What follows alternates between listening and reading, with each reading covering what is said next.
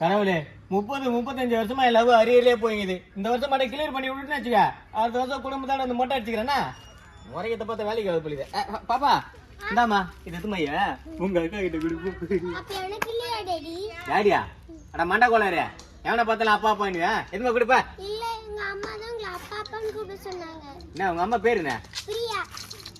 சும்மா பெரிய பொண்ணு நீங்க நம்ம பெரிய பொண்ணு ஆயிட்டுக்கிறீங்களாமா? இது அங்கிள் சும்மா விளையாட்டு சொன்னடா. வீட்டுக்கு போ. பிப்ரவரி மாசம் ஒரே பனி அதிகமாகுது.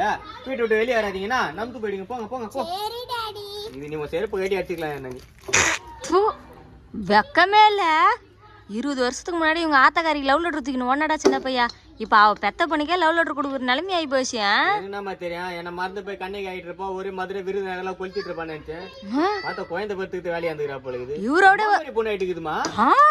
இவரு அப்படியே ஓகேமா தான் இருக்கிறாரு. கையில இருக்கிற லெட்டர் பார்த்தாலே தெரியுது. இந்த வருஷம் அரியர் வைக்க வச்சல என்னது இருக்குது காடு மூடு.